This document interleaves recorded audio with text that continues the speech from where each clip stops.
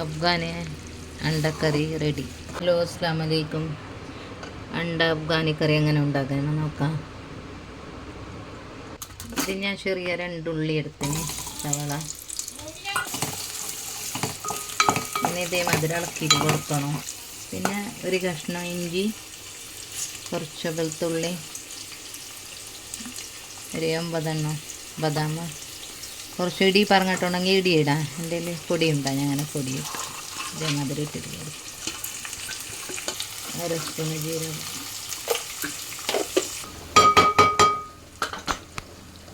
പിന്നെ ഇതിനെ മിക്സിക്ക് എടുത്തിട്ട് ഇടണം. ഇതേമാതിരി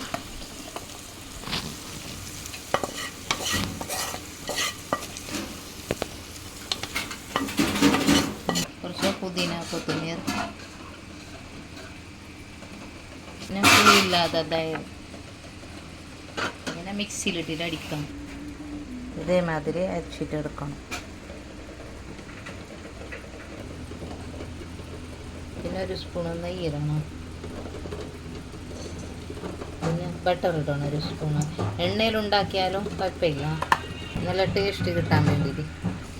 പിന്നെ കുറച്ച് കുരുമുളക്, 3-4 കട്ടൻ്റെ കഷ്ണം, 3-4 കറാമ്പ്. പിന്നെ ഈ അരിച്ച് വെച്ച മസാല ഇടണം. കുറച്ച് ജീരകം അരിച്ച് വെച്ചില്ലേ, മസാല അരിച്ച് കൊടുക്കണം.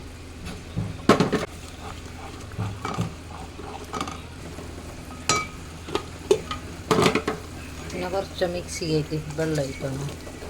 പിന്നെ ഇതിന് ഇളക്കി കൊടുത്തുകൊണ്ട് വേണം ഈ മസാലൻ്റെ പച്ചമണം മാറുന്നത് വരെ. മസാലൻ്റെ മണം മാറിയതിന് ശേഷം 1/2 സ്പൂണ് മഞ്ഞൾപ്പൊടി, 1 സ്പൂണ് മല്ലിപ്പൊടി, 1/2 സ്പൂണ് മുളക് പൊടി, 1 സ്പൂണ് ഗരം മസാല, 1/2 സ്പൂണ് ഉപ്പ്, ആവശ്യത്തിന് ഉപ്പ്, 1/2 സ്പൂണ് കുരുമുളക് പൊടി, പകുതി കഷ്ണം മാഗി ക്യൂബ്. കസ്തൂരി മെത്തി ഇങ്ങനെ കയ്യിൽ പൊടിച്ചിട്ടിടും. കുറച്ച് ബട്ടർ ഇട്ടിട്ട് മുട്ട ഫ്രൈ ആക്കിയിട്ട് എന്താക്കണം. ഇതേമാതിരി മുട്ട ഇട്ട് കൊടുക്കണം. കുറച്ച് മഞ്ഞൾപ്പൊടിയും 1/2 സ്പൂൺ മുളക് പൊടി, കുറച്ച് ഉപ്പ്, ഗരം മസാല. പിന്നെ ഇത് കളർ നോക്കണില്ല, കാണുന്നില്ല.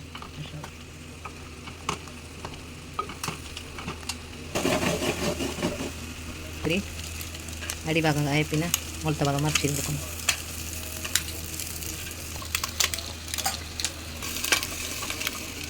പിന്നെ ഇതേമാതിരി ഇട്ട് കൊടുക്കണം.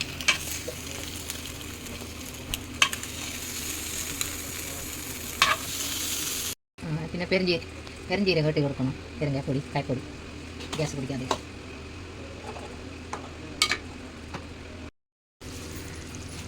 അഫ്ഗാനി കറി റെഡി. നിങ്ങൾ എന്തായാലും ട്രൈ ചെയ്ത് നോക്കണം. നല്ല ടേസ്റ്റ്, കാണാനും കഴിക്കാനും നല്ല ടേസ്റ്റ്.